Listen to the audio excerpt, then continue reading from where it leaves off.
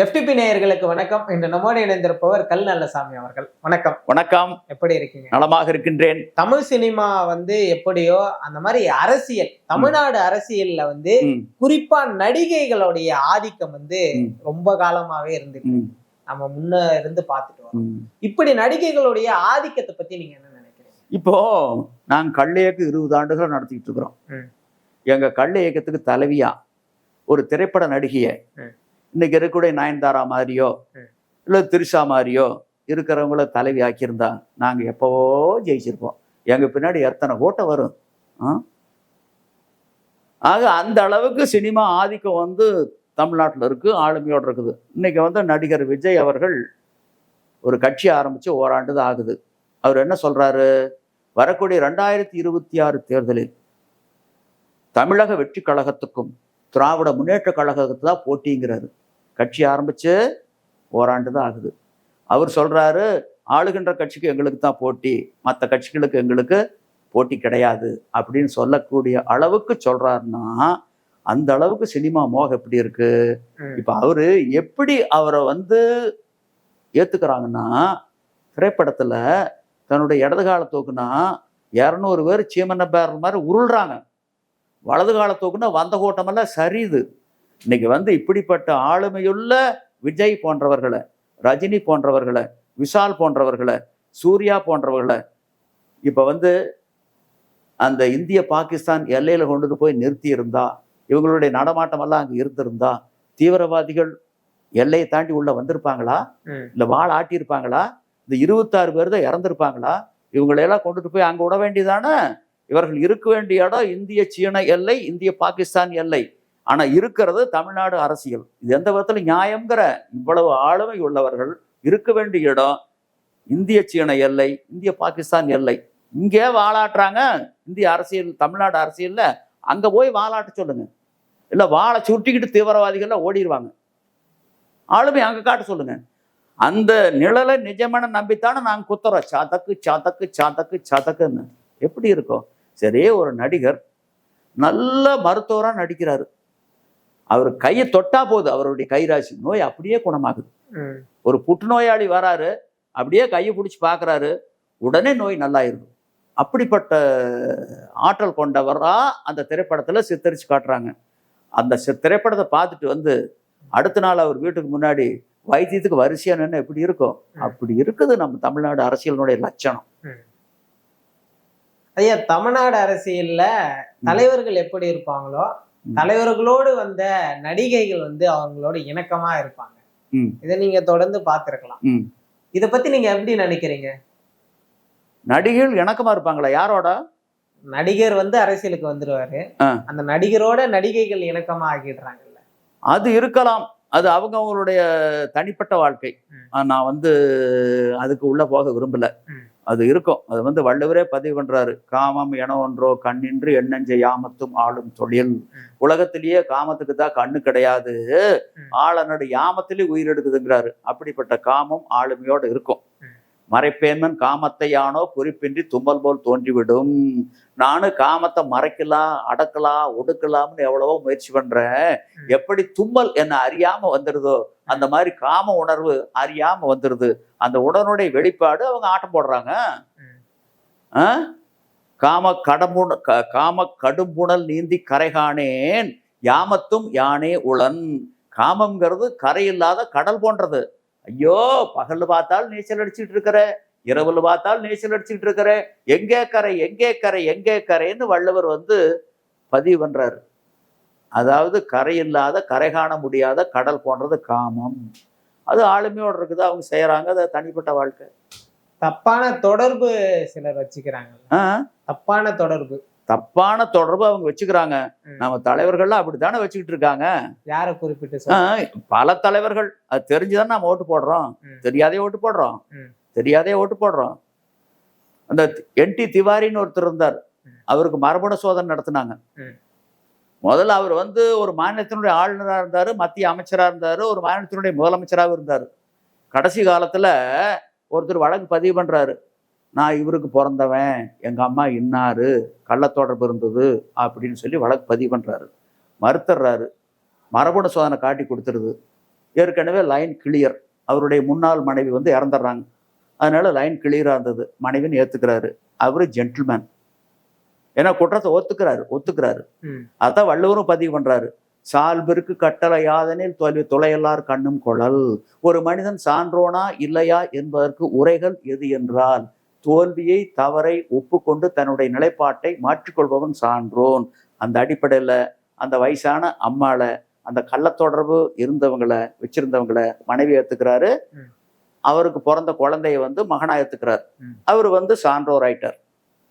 ஆனா தமிழ்நாடு அரசியல்ல பல தலைவர்களுக்கு மரபணு சோதனை நடத்தி இருந்தால் ஊருக்கு ஒருத்தர் 2 பேரும் அப்பா அப்பா அப்பான்னு வருவாங்களே.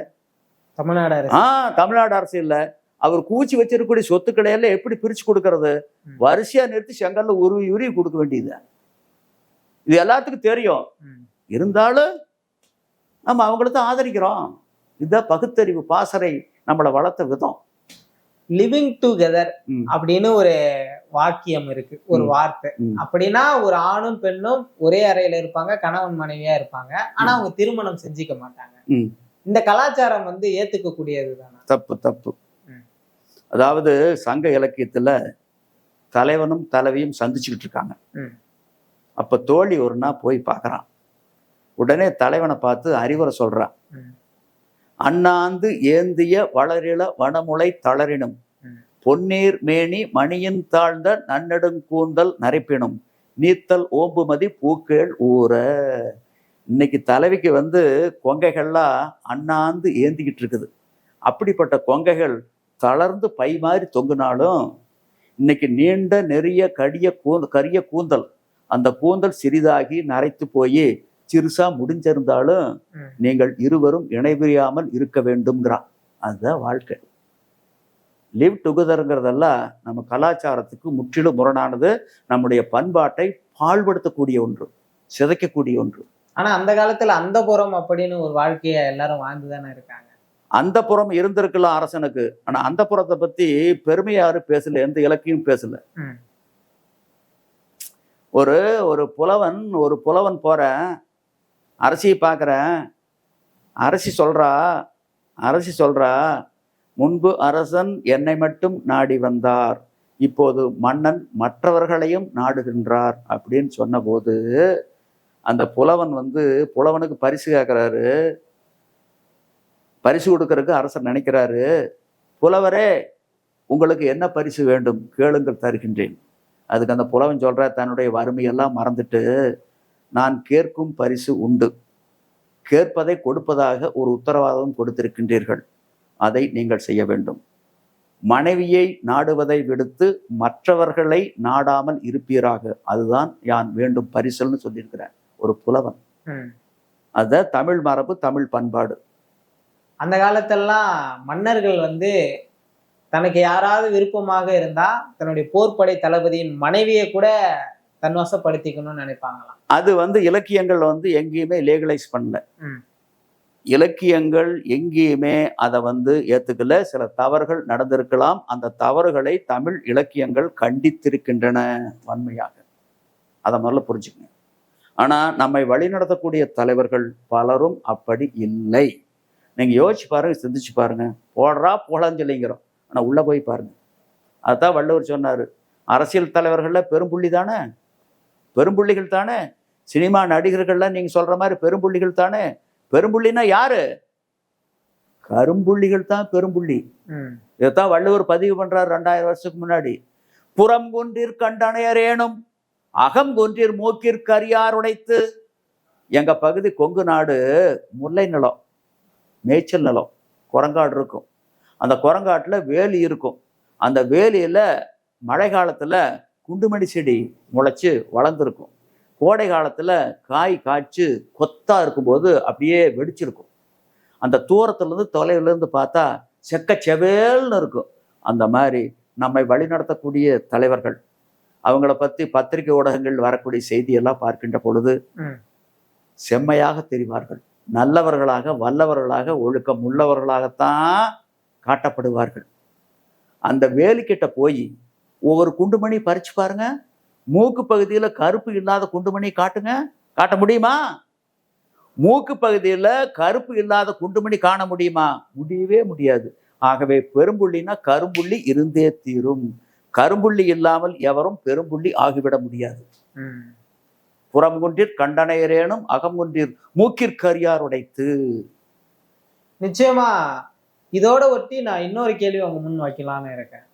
அது என்னன்னா, ஆபாசமா நடிக்கக்கூடிய சில நடிகைகள் தங்களை வந்து கவர்ச்சிகரமா காமிச்சாதான் நம்ம வந்து நீடித்து பயணிக்க முடியுன்றதுக்காக கவர்ச்சியை மட்டும் வெளிக்காட்டக்கூடியவங்களா இருக்காங்க. அந்த கலாச்சாரம் இன்னைக்கு ரீல்ஸ், ஷார்ட்ஸ் அப்படின்னு சோசியல் மீடியால பரவலா இருந்துட்டு இருக்கு. இப்படி இந்த கவர்ச்சியை பத்தி நீங்க என்ன? கவர்ச்சி வந்து பாத்தீங்கன்னா, நீங்க வந்து பெண் வந்து சேலை கட்டியிருக்காங்க.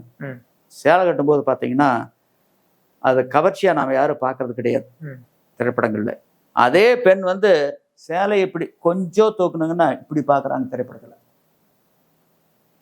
அதே ஆங்கில படம் இருக்கு, மேல ஒரு ரிப்பன் கீழே ஒரு ரிப்பன் கட்டியிருக்காங்க இல்லையா, அது யாரும் கவர்ச்சியா பார்க்கறது இல்லை. மறைச்சிருந்தா தான் கவர்ச்சி, மறைந்திருந்தால்தான் கவர்ச்சி. வெளிப்படையா காட்டிட்ட ஒண்ணும் கிடையாது, ஒண்ணும் கிடையாது. நீங்க பாத்தீங்கன்னா சில கோயில்கள் பாத்தீங்கன்னா, எல்லா கோயில்கள்லயும் திருக்கோயில்ல போய் பாத்தீங்கன்னா அந்த மாதிரி சிலைகள் இருக்கு. நிச்சயமா அந்த மத்திய பிரதேசத்துல கஜுரோகம்னு ஒரு கோயில் இருக்கு. அங்க மூர்த்தி கீர்த்தி எல்லாமே உடல் உறவு காட்சிகள் தான். உடல் உறவுங்கிறது கொச்சைப்படுத்தக்கூடிய ஒன்று அல்ல. அதாவது காமம் என்பது புனிதமான ஒன்று, போற்றுதற்குரிய ஒன்று, அடுத்த தலைமுறையை உருவாக்கக்கூடிய ஒன்று. எல்லா உயிரினங்களுக்கும் ஒரு செல் உயிரினத்திலிருந்து மனிதர்கள் வரையிலும் அந்த காம இச்சைங்கிறது உண்டு உண்டு உண்டு. அதனாலதான் காமம் என்பது கண்ணில்லாத ஒன்றுன்னு வள்ளுவர் பதிவு பண்றாரு. ஆனா ஆறறிவு படித்த மனிதனை பொறுத்தளவுல அதுக்கு சில வழிமுறை இருக்கும். சென்ற விடத்தால் செலவிடாது இதுவரை நன்றின் பால் உய்ப்பது அறிவு. கால் போன போக்குல, கருத்து போன போக்குல, ஆசைக்கும் சபலத்துக்கும் உட்பட்டு தன்னுடைய வாழ்க்கையை அமைத்து கொள்ளாமல் நல்ல வழியில் செலுத்துவது தான் அறிவு. அதாவது இன்னைக்கு பல பேர் மதலேறி தாண்டுறாங்க. மதலேறி தாண்டதுனால என்னென்ன வருது? பகை, பாவம், பழி, அச்சம் என நான்கும் இகவாவாம் இல்லிருப்பான் கண்.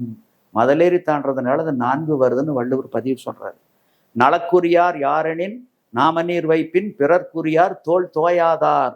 இந்த உலக நலன்களை எல்லாம் பெற தகுதி பெற்றவர்கள் யார் என்றால் அடுத்தவருடைய மனைவனுடைய தோளை தழுவாதவர்கள் அப்படின்னு வள்ளுவர் பதிவு பண்றார். அடுத்த சிலர் சொல்றாரு பாருங்க, செருப்புல அடிச்ச மாதிரி, பொருட்பெண்டிற் பொய்மை முயக்கம் இருட்டறையில் ஏதிர்ப்பினம் தழியற்று. பொருளுக்காக, பணத்துக்காக, காசுக்காக முந்தானை விரிக்கின்றாள் அல்லவா விளைமகள். அப்படிப்பட்ட விளைமகளோடு உறவாடக்கூடிய அந்த பொய்யான உறவானது, புணர்ச்சியானது எப்படிப்பட்டது என்றால், இருட்டான அறையில் முன்பின் அறியாத, தெரியாத, பழகாத ஓர் இறந்த உடலுடன் புணர்வதும் ஒன்று, அவளுடன் புணர்வதும் ஒன்று. இதை விட எப்படி சொல்ல முடியும்? ஒரு பெண்ணுக்கு பாடையிலும் பழுது அப்படின்னு ஒரு வார்த்தை சொல்லுவாங்க. ஆண் பொண்ணுக்கு போதை பொருள், பொன் ஆணுக்கு போதை பொருள். இதை விட பெரிய போதை பொருள் எதுவுமே கிடையாது. இந்த போதை பொருள் அழிந்த பேரரசுகள் தான் ஏராளம் ஏராளம் ஏராளம் ஏராளம். குறிப்பா சொல்லணும்னா எல்லா பேரரசும் தான். அந்த காலத்துல அழிந்த பேரரசர்கள் எடுத்து பாருங்க. நீங்க ராவண அழிஞ்சது எதனால?